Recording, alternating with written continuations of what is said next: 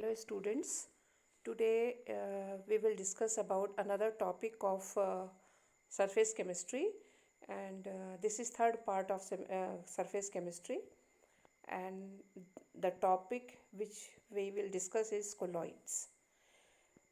You know very well about colloids, you have already studied about it, but in this uh, class we will discuss colloids in detail. So, as you know, colloids, it is a heterogeneous system in which one substance is dispersed as very small particles in another substance called dispersion medium.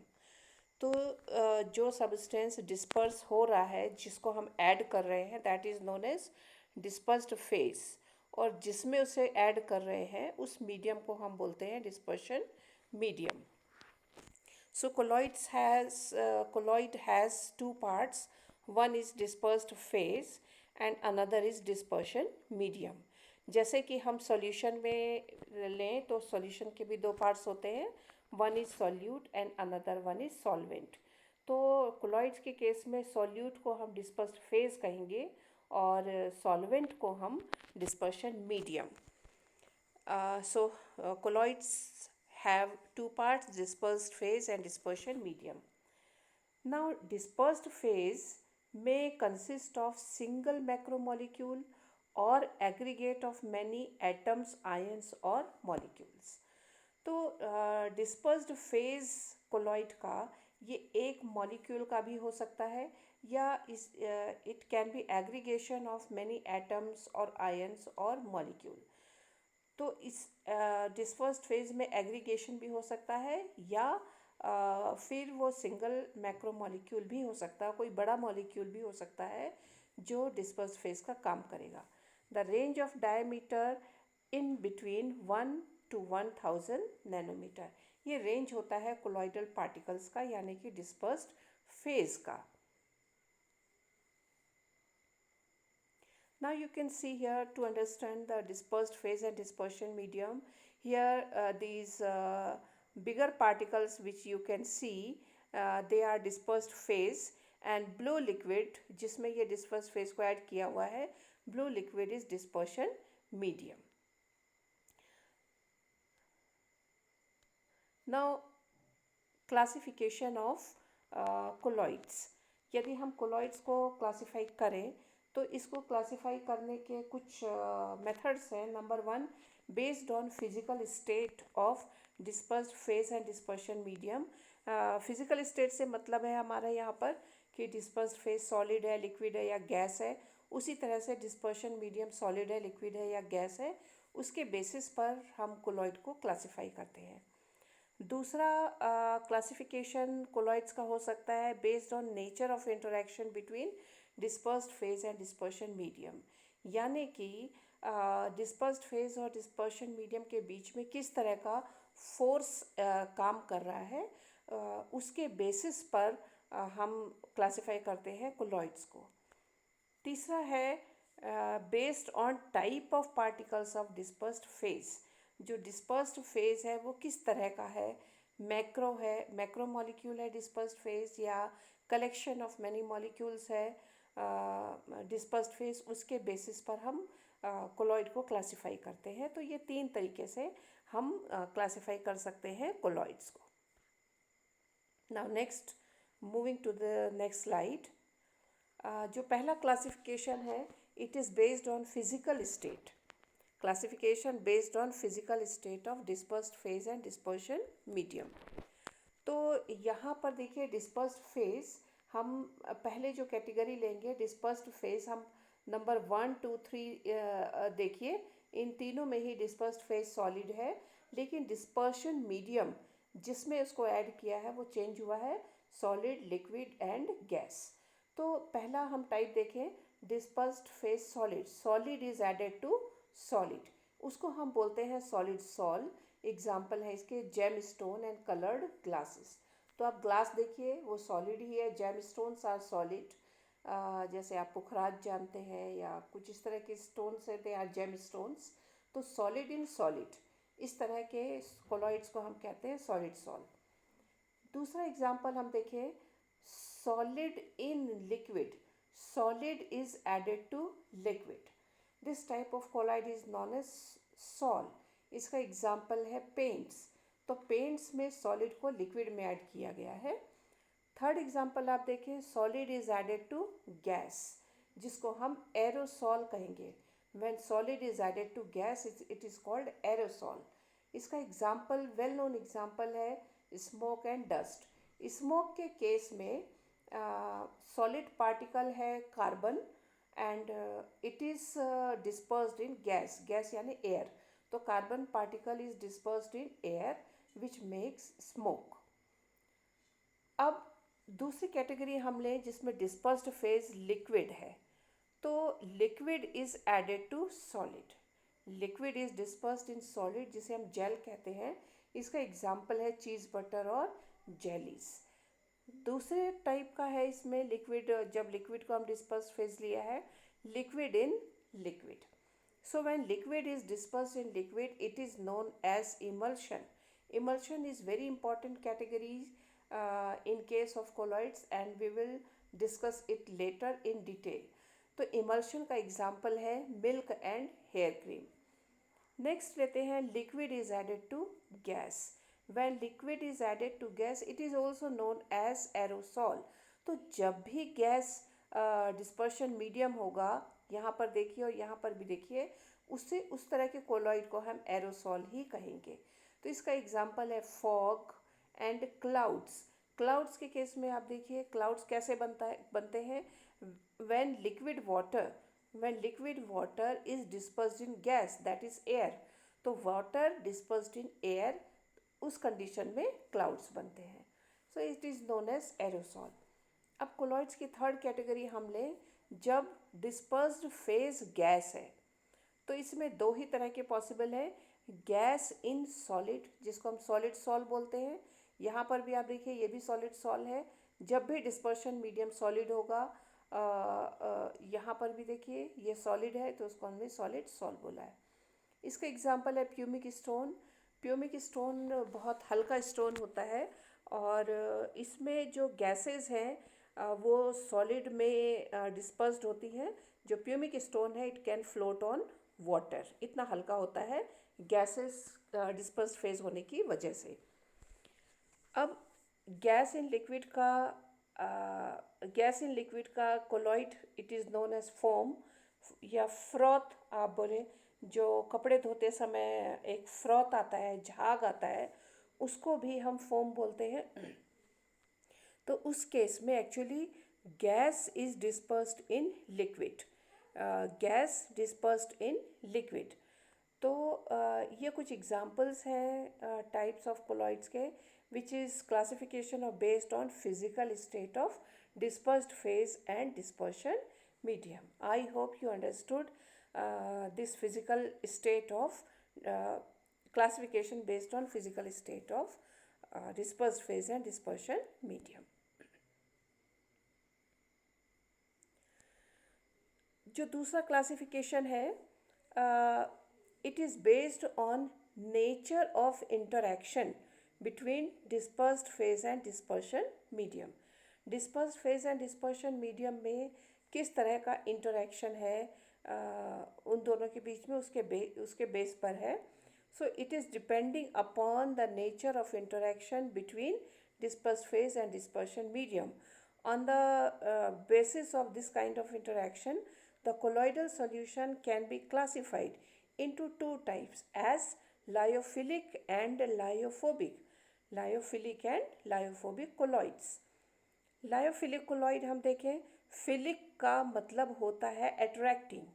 So the colloidal solution in which the particles of the dispersed phase have a great affinity for the dispersion medium.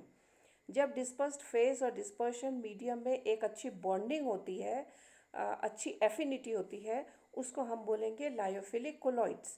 तो इस तरह के colloids में जैसे ही dispersed phase को हम dispersion medium में add करते हैं, immediately वो colloid बना देता है. लायोफोबिक कोलॉइड, फोबिया आपको मालूम है, फोबिया का मतलब होता है किसी चीज़ से डरना या फिर hating. So the colloidal solution in which there is no affinity, no attraction between dispersed phase and dispersion medium. तो जब dispersed phase and dispersion medium में कोई एफिनिटी नहीं है, कोई अट्रैक्शन नहीं है दोनों में, उसको हम बोलेंगे लायोफोबिक कोलॉइड्स। तो lyophobic colloids sorry lyophilic colloids बहुत इजीली बन जाते हैं, वहीं लायोफोबिक कोलॉइड्स इजीली नहीं बनेंगे। अब हम थोड़ा डिफरेंस देख लेते हैं लायोफिलिक एंड लायोफोबिक कोलॉइड्स में। तो यहाँ पर देखिए, पहले लायोफोबिक कोलॉइड लिया हुआ है। As you know it is solvent hating colloid, यानी कि डिस्पर्शन मीडियम में इजीली वो उनके बीच में बॉन्डिंग नहीं बनती है disperse phase and dispersion medium में। इसके जो कुछ एग्जाम्पल हैं लायोफोबिक कोलॉइड्स के, when metal and their sulphides simply mix with dispersion medium they don't form colloids. तो यदि हम मेटल या उनके सल्फाइड्स को, जैसे मान लीजिए गोल्ड सल्फाइड या सिल्वर सल्फाइड, इनको हम डिस्पर्शन मीडियम में ऐड करें तो वो सिंपली कोलॉइड नहीं बनाते हैं। तो इस तरह के कोलॉइड को हम लायोफोबिक कोलॉइड बोलेंगे, और ऐसे कोलॉइड को एक स्टेबलाइजिंग एजेंट की ज़रूरत होती है। अदरवाइज डिस्पर्स्ड फेज अलग हो जाएगा, डिस्पर्शन मीडियम अलग हो जाएगा, वो मिक्स नहीं होगा। और एक बार यदि ये बन जाते हैं तो इस तरह के कोलॉइड इरिवर्सिबल होंगे। Now for example colloidal solution of gold, silver, iron hydroxide etcetera. Lyophilic colloids they are directly formed by substances, ये बहुत इजीली बन जाते हैं। यदि आप गम, जेलेटिन, रबर इनमें डिस्पर्शन मीडियम ऐड कर दें, मान लीजिए गम में आपने वाटर ऐड कर दिया, तो भी लायोफिलिक कोलॉइड बन जाएगा। तो एक सूटेबल लिक्विड डिस्पर्शन मीडियम जिसको हम कहते हैं, उसको आप ऐड कर दीजिए, you will get the colloid. ये सेल्फ स्टेबलाइजिंग है, इनको स्टेबलाइजिंग एजेंट की ज़रूरत नहीं होती है, रिवर्सिबल है, आप बार बार इनको बना सकते हैं। लायोफोबिक को आप बार बार नहीं बना सकते हैं। इसके एग्जाम्पल हैं गम, जिलेटिन, स्टार्च, एल्ब्यूमिन एट्सेट्रा। तीसरा क्लासिफिकेशन हम देखते हैं, classification based on type of particles of dispersed phase. जो डिस्पर्स्ड फेज है वो किस तरह का पार्टिकल है, उसके बेसिस पर हम तीसरा क्लासिफिकेशन करते हैं। तो हम डिस्पर्स्ड फेज के बेस पर तीन तरह से इसको क्लासिफाई कर सकते हैं: multi molecular colloid, macromolecular colloid and associated colloid. तो सबसे पहले हम देख लें multi molecular colloid. Multi molecular colloid के एग्जाम्पल यदि हम लें तो ये सल्फर एंड गोल्ड सॉल जो बनाते हैं वो मल्टी मॉलिक्यूलर कोलॉइड है। नाम से आप देखिए, multi means many, molecular means molecules. So these kind of colloids are formed by aggregation or collection of many molecules of atoms or molecules with diameter less than 1 nanometer। तो हम जब बहुत सारे नंबर के एटम, बहुत सारे molecules या atoms एक साथ कलेक्ट होकर कोलॉइडल पार्टिकल बनाते हैं, डिस्पर्स्ड फेज बना लेते हैं, उसको हम बोलेंगे मल्टी मॉलिक्यूलर कोलॉइड। इसके एग्जाम ये लायोफिलिक होंगे नेचर में, एंड मॉलिक्यूलर मास इंटरमीडिएट होगा, बहुत ज़्यादा नहीं होगा, and they are held by weak van der Waals forces. तो ये मल्टी मॉलिक्यूलर कोलॉइड्स हो गए। अब हम ले macro molecular colloids. Macro molecular colloids आपको नाम से समझ में आ रहा है, मैक्रो मीन्स लार्ज। जब कोई अकेला मॉलिक्यूल ही इतना बड़ा हो जाता है कि वो कोलॉइड का एक साइज़ ले लेता है, कोलॉइडल पार्टिकल का साइज़ ले लेता है, उसको हम मैक्रोमोलिकुलर कोलॉइड कहेंगे। So they are formed by large sized molecules. They are lyophobic in nature, high molecular mass, and they are held by strong van der Waals forces due to long chain. इसके example हो जाते हैं starch and protein, क्योंकि starch and protein का size बड़ा होता है, ये बायोमॉलिक्यूल्स हैं, बड़े मॉलिक्यूल्स हैं। तीसरी कैटेगरी है हमारी एसोसिएटेड कोलॉइड्स की। तो एसोसिएटेड कोलॉइड्स भी एक्चुअली इसमें भी बहुत सारे मॉलिक्यूल्स का एग्रीगेशन होता है, जैसे कि मल्टी मॉलिक्यूलर कोलॉइड्स में है, लेकिन डिफरेंस कहाँ पर आता है? They are formed by aggregation of large number of ions in concentrated solution. तो यहाँ पर आयंस का एग्रीगेशन होगा, वो भी कंसनट्रेटेड सॉल्यूशन में। ये लायोफिलिक भी हो सकते हैं, लायोफोबिक भी हो सकते हैं। इनका मॉलिक्यूलर मास हायर होगा एंड जैसे जैसे आप कंसंट्रेशन बढ़ाएंगे वैन डर वाल फोर्स इंक्रीज होता जाता है। इसका वेल नोन एग्जांपल है मिसल्स, जो सोप, जब हम सोप ऐड करते हैं पानी में उस समय मिसल फॉर्मेशन होता है। तो डिस्पर्स्ड फेज के साइज के हिसाब से हम तीन तरह से क्लासिफाई कर सकते हैं: multi molecular, macromolecular and associated colloids. तो ये तीन तरह का क्लासिफिकेशन हमने देखा है, जिसको हम क्लासिफाई कर सकते हैं on the basis of their physical state, on the basis of interaction between dispersed phase and dispersion medium, और तीसरा classification based on type of particles of dispersed phase. अब हम यहाँ पर जो तीसरे तरह का हमने कोलॉइड देखा था, जिसको एसोसिएटेड कोलॉइड बोलते हैं, तो उसका एग्जाम्पल हमने लिया था मिसल। अब मिसल ये बड़ा इम्पॉर्टेंट टॉपिक है, आपने क्लास 10th में भी पढ़ा हुआ है मिसल। यहाँ पर हम देखेंगे कि mechanism of micelle formation and cleansing action of soap. तो किस तरह से एक्चुअली मिसल बनता है when soap is added to the water. तो जब सोप के मॉलिक्यूल्स कंसनट्रेटेड फॉर्म में होते हैं उसी को हम मिसल बोलते हैं, और जो सोप मॉलिक्यूल्स होते हैं वो एक्चुअली आयनिक फॉर्म में होते हैं। तो सोप मॉलिक्यूल्स आयनिक फॉर्म में है, कंसनट्रेटेड सॉल्यूशन है, तो इस तरह के कोलॉइड को हम एसोसिएटेड कोलॉइड बोलते हैं। So let's move to understand the mechanism of micelle formation.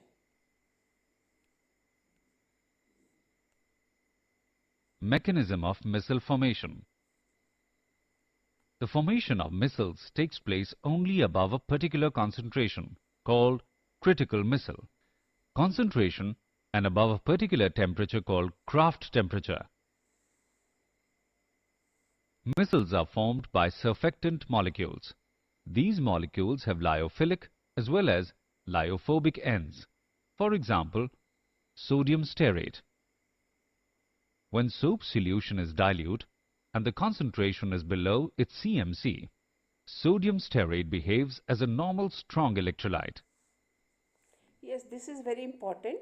When soap molecules is dilute and the concentration is below its CMC यानी क्रिटिकल मिसल कंसंट्रेशन, तो उस कंसंट्रेशन से यदि कम कंसंट्रेशन है तो जो सोडियम स्टीरेट एक सोप मॉलिक्यूल है, soap molecule will behave as a normal strong electrolyte. वो केवल एक इलेक्ट्रोलाइट की तरह काम करेगा, वो एक मिसल की तरह काम नहीं करेगा। यहाँ पर आप देख सकते हैं कि ये जो डिफरेंट आयंस हैं, ये सोप के, जिसमें आप एक टेल और एक सर्कुलर पार्ट देख रहे हैं, ये एक्चुअली एक नॉर्मल स्टीरेट आयन है, ये मिसल नहीं है। मिसल के लिए एक पर्टिकुलर कंसंट्रेशन होना ज़रूरी है, जिसको हम क्रिटिकल मिसल कंसंट्रेशन बोलते हैं। उस कंसंट्रेशन से यदि कम कंसंट्रेशन होगा तो मिसल फॉर्मेशन नहीं होगा। When the concentration exceeds CMC, the non-polar tails of the anion clump into the center of a ball-like structure called a missile because these are hydrophobic. The polar head of the molecule presents itself for interaction with the water molecules on the outside of the missile. This type of missile is known as normal phase missile. Inverse missiles have the head group at the center with the tails extending out. These are formed in non-polar media.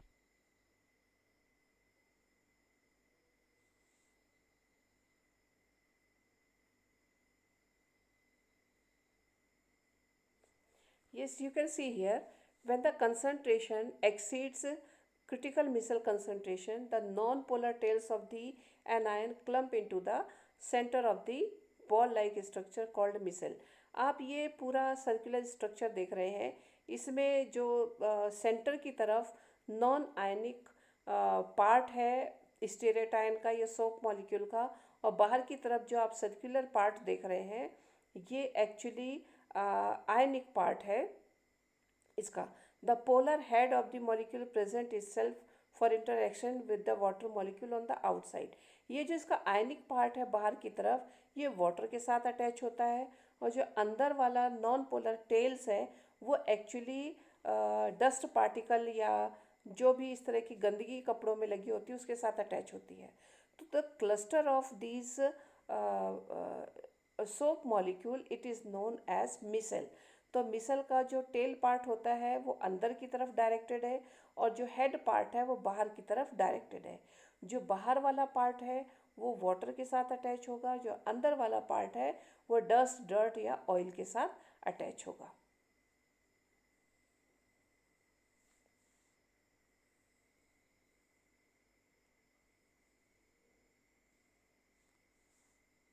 Missile.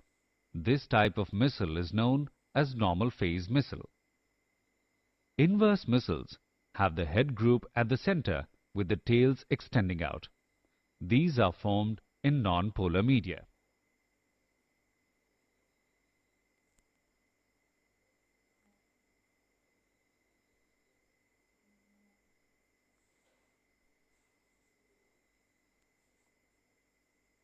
So this is all about mechanism of missile formation and cleansing action.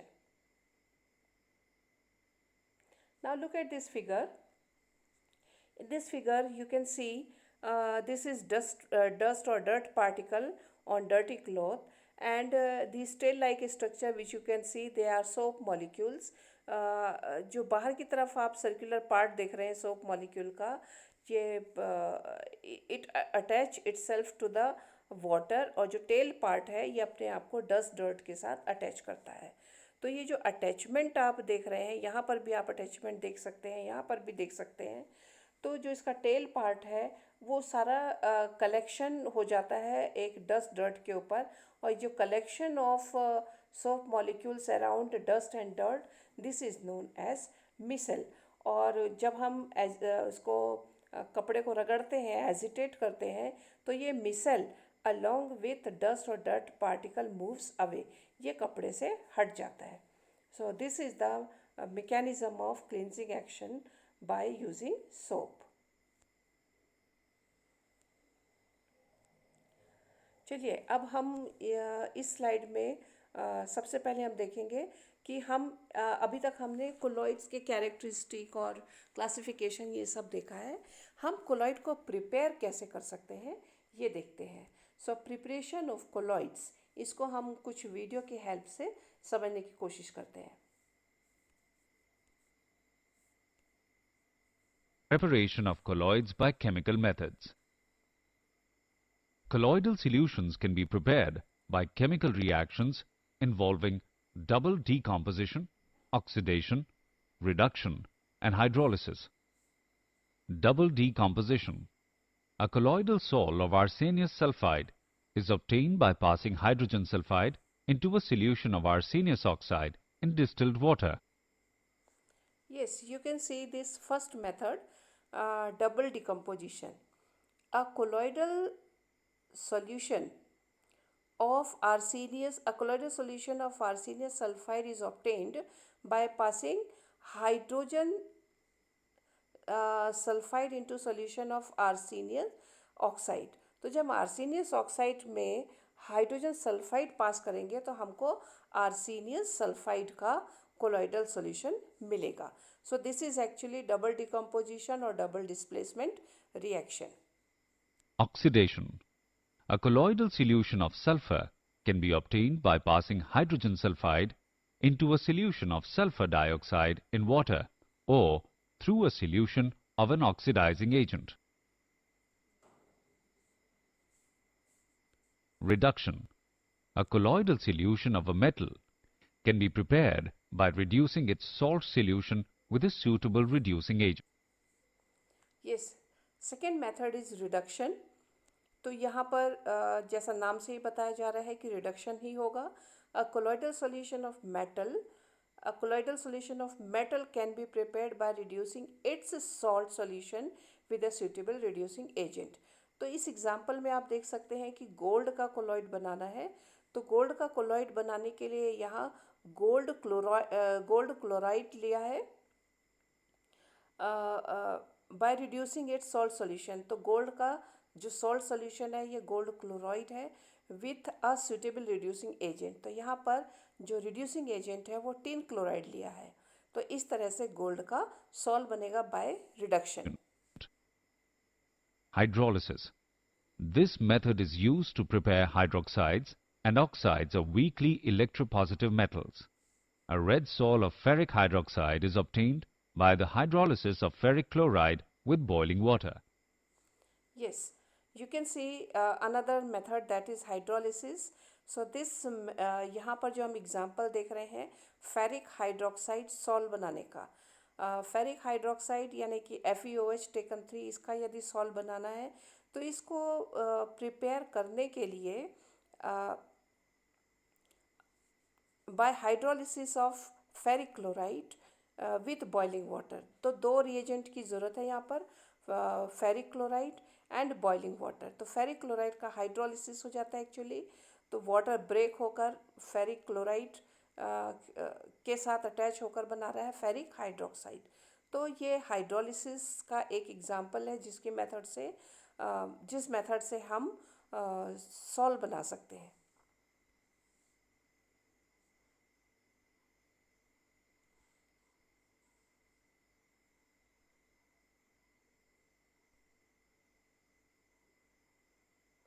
Now this is second method to prepare colloid.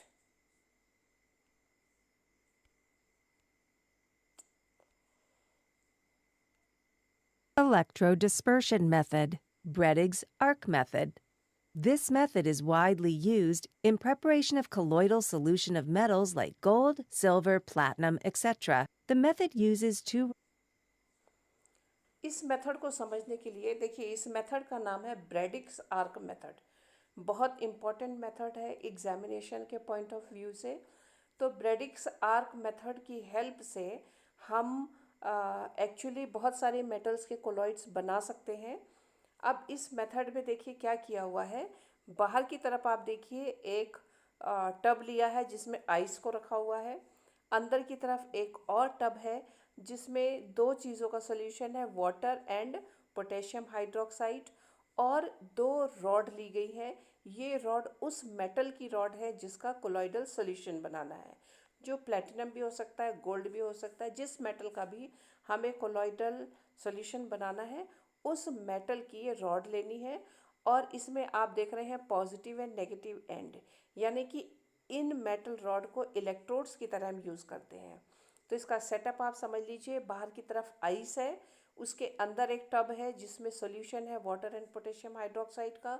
उसी solution में वो metal rods dip की गई हैं जिनके हमको solve बनाना है, colloidal solution बनाना है।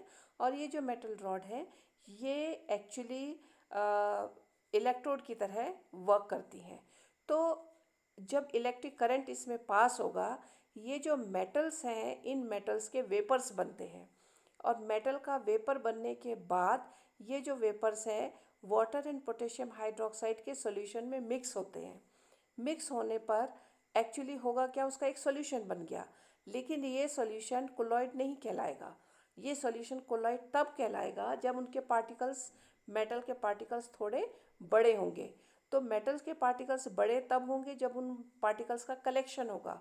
उन पार्टिकल्स को कलेक्शन करने के लिए हेल्प करता है बाहर आइस। आइस की प्रेजेंस में अंदर कंडेंसेशन हो जाता है और जो पार्टिकल्स हैं मेटल के पार्टिकल्स कलेक्ट होकर एक कोलॉइड के साइज़ का पार्टिकल बनाते हैं। तो ये जो मेथड है ये ब्रेडिक्स आर्क मेथड कहलाती है। आर्क इसलिए कि क्योंकि यहाँ पर दोनों मेटल के बीच में एक आर्क डेवलप हो जाता है when electricity is pass through these two metals. So let's understand this process. Rods of metal which we want to disperse as electrodes.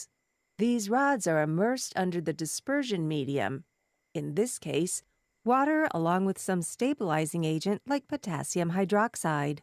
The whole setup is placed inside an ice bath or cold bath. The ice mixed with a little salt to make sure the ice doesn't melt so fast. The ice bath ensures the water remains cold. When the electrodes are charged using electricity, an arc is formed at the end. Due to the arc, a huge amount of heat is generated, causing the metal to vaporize. Since the water is still cold, the metal immediately condenses back to solid and disperses to form the colloidal solution.